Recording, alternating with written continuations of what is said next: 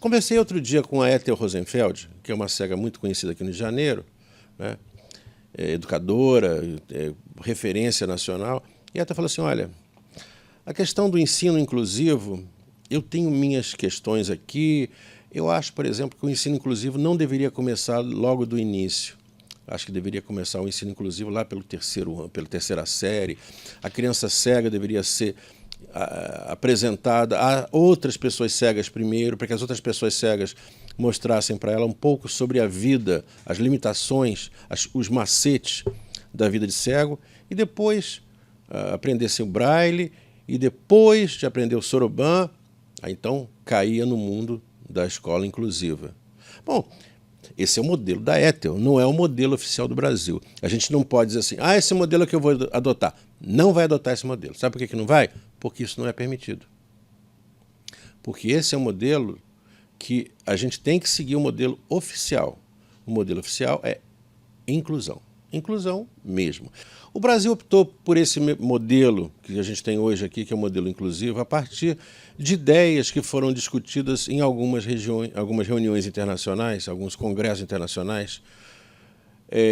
Bom, teve congressos baseados em promoções da ONU, e eu vou aqui destacar uma Declaração Mundial de Educação para Todos, que foi uma reunião promovida em Jomtien, na Tailândia, em 1990, Declaração de Salamanca, 1994, houve outras, Guatemala. Bom, a de Salamanca talvez seja a mais conhecida e aquela que provocou maior influência, porque houve uma delegação brasileira que foi lá, e essa delegação não foi só escutar, foi também falar, participou intensivamente das discussões e trouxe para o Brasil um modelo inclusivo, mas um modelo inclusivo muito,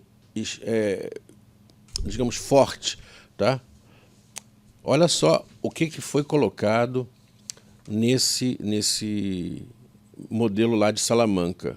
As escolas deveriam incluir todas as crianças, deficientes e superdotadas, crianças de rua e que trabalham, crianças de origem remota ou de população nômade, crianças pertencentes a minorias linguísticas, étnicas e culturais, e crianças de outros grupos em desvantagem social ou marginalizados.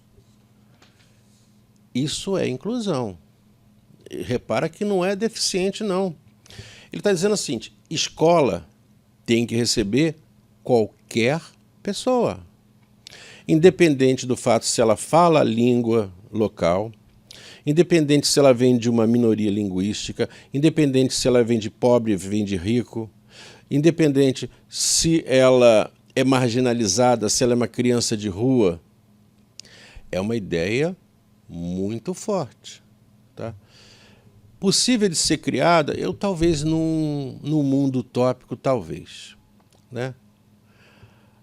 Eu não quero aqui discutir muito isso, porque, na minha opinião, isso aí é a minha opinião, não é a opinião geral do Brasil, ele é utópica demais, né?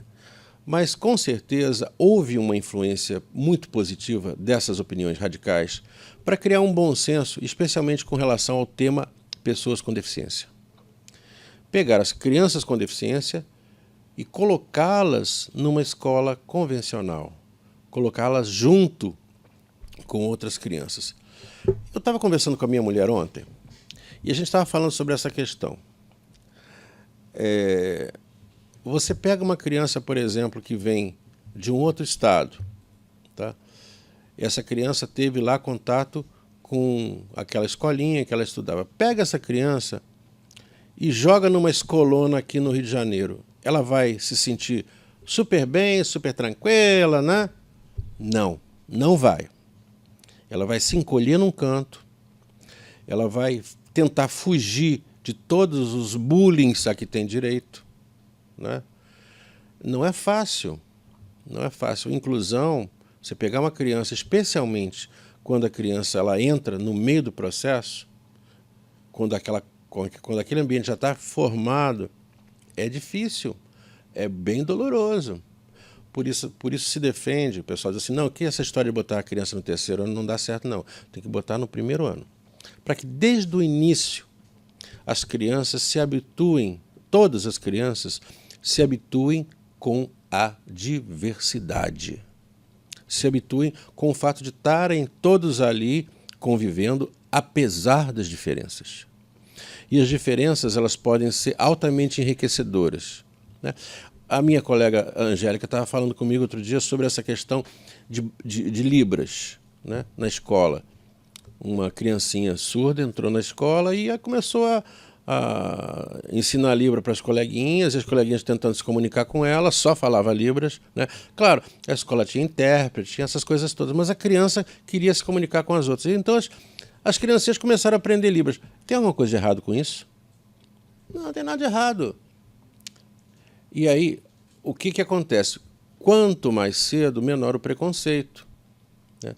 Se colocar a criança mais tarde, o preconceito quanto a... Imagina o Edson Ribeiro Lemos, o preconceito que os colegas dele tiveram na sala de aula, né? O que é que esse cego está fazendo aqui, caraca? Né?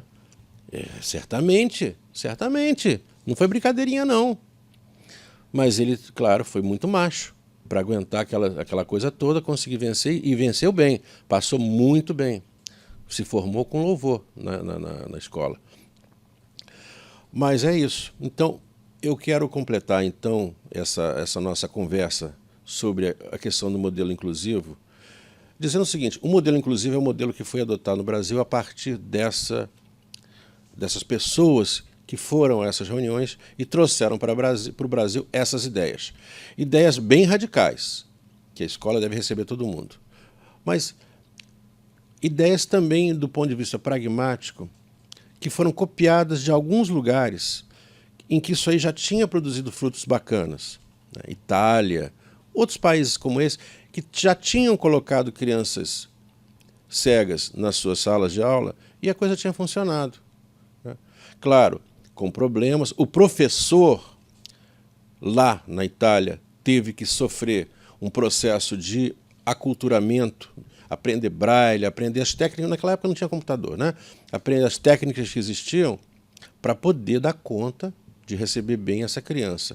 Mas eu tenho certeza que lá na Itália também foi complicado, tá? Mas o certo é que lá esse processo funcionou e virou um modelo, e esse modelo foi copiado no Brasil.